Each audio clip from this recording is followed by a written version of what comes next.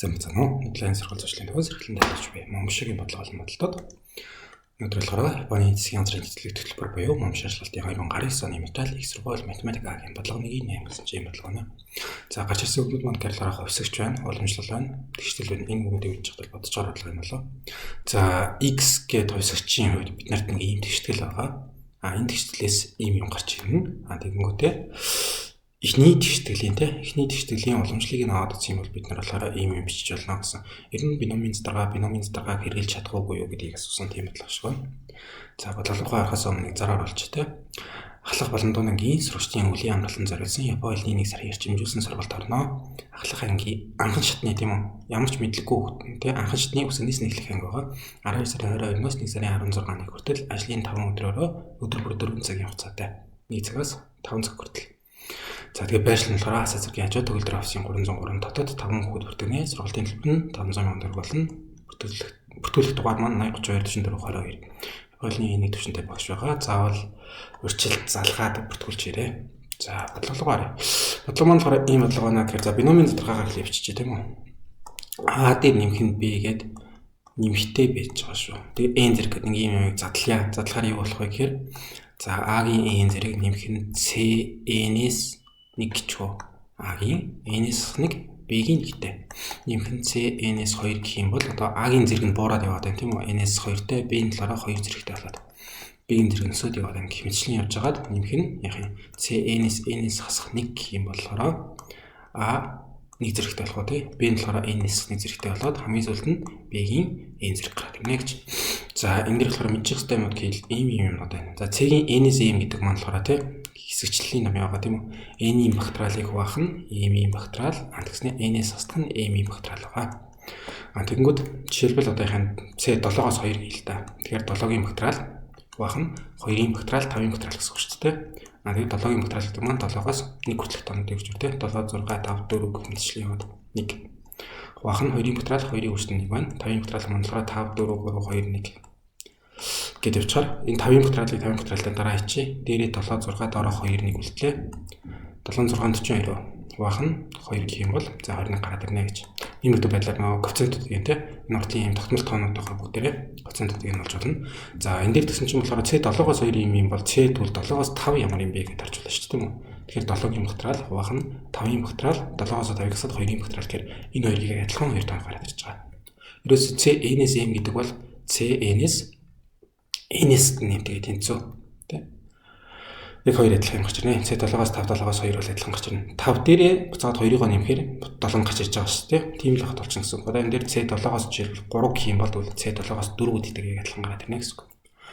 За дараа нь болохоор C-N-ээс N болон C-N-ээс 0 маань болохоор 1 гарна гэж байгаа.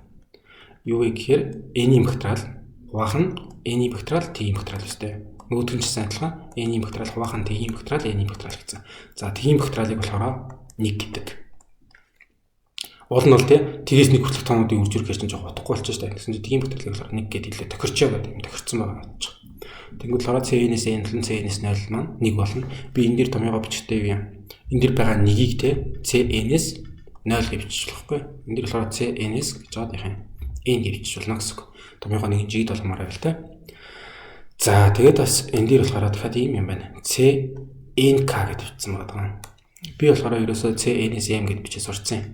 N ширхэг юмнаас M ширхэг юмыг авч байгаа шүү гэдэг тий. Тэгсэн чинь манай болгон дээр болохоор N-ээс M-ийг ингэж бичиж гэсэн байна. Аль эсвэл бас нөгөө заримдаа хаалттай бичээд бас ингэж бичдэг бах тий. Бүгдээрээ яг адилхан юмуд байгаа. Хүмүүсээс хамаарат гэх юм уу, улс орноос хамаарат янз бүрээр бичээд л болохоос яг адилхан юмуд байгаа. За одоо A дээр нэмэх нь B-гийн N гэдгийхээ би X болон 1-ийн бичижээ тий. X дээр нэмэх нь 1-ийн N зэрэг гэдэгцэн байгаа юм чинь. Тэгэх юм бол за C-N-ээс 0 X-ийн N зэрэг B 1 нь байхгүй юу те.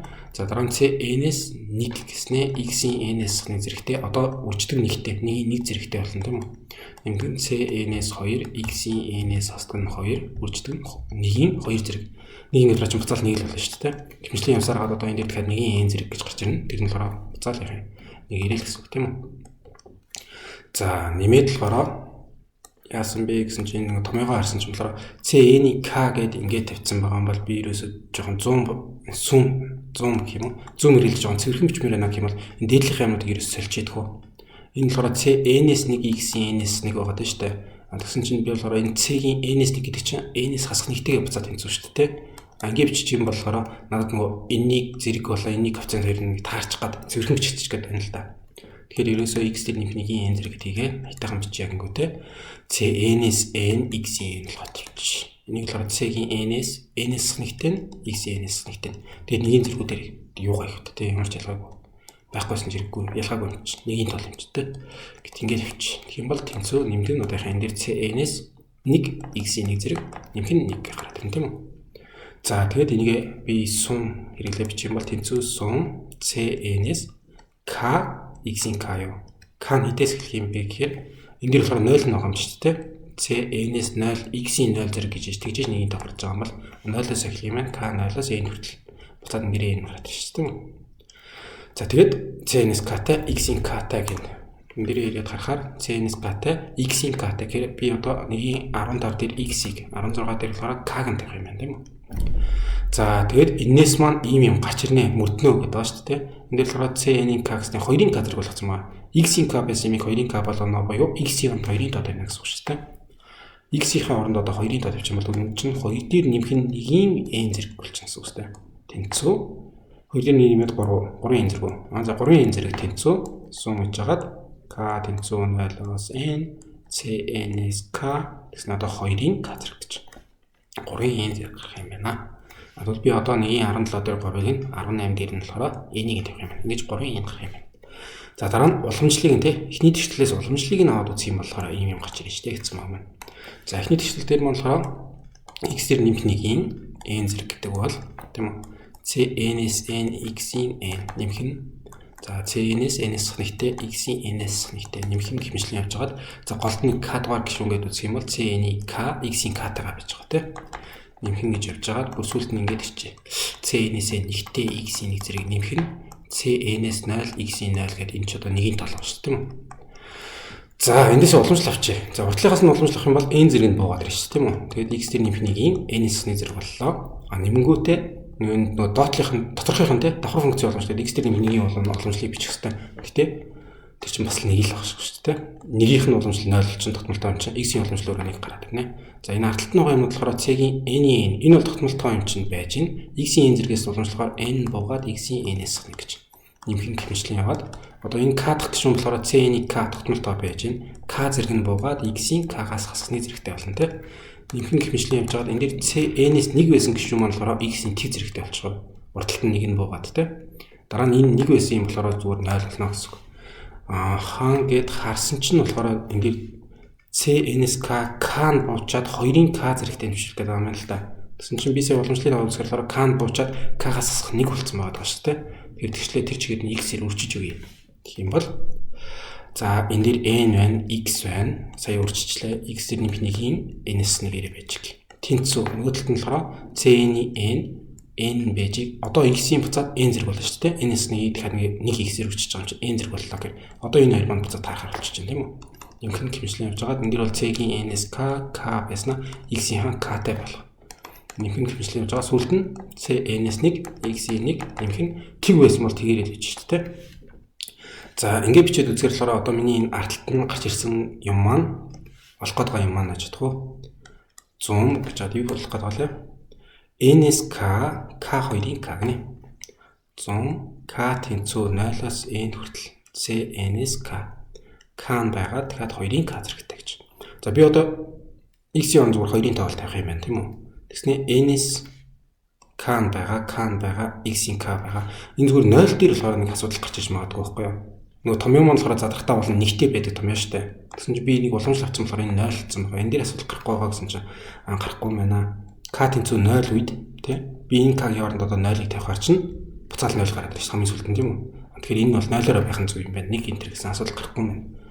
За энэ тэнцүү тэгээд одоо x-ийн оронд 2-ыг тавихаар би одоо энэ дээр 2-ыг тавьчихсан тий n байна 2 байна 2 дээр нэг нэмээд 3-ын гэсэн n-ээс нэг зэрэг боллоо. За 2n гэсэн 3-ын n-ээс нэг зэрэг юм биш шүү. 2n 3-ын n-ээс нэг. Одоо хариугаа энэ дээр тэнцүү те энэ болохоор одоо 2n 3-ын n-ээс нэг юм биш шүү гэж тавих гэсэн чинь энэ дээр болохоор нэг юм хүртүр ногдор хоёр өгчөөд ийм юм тавьсан байгаа гэх юм.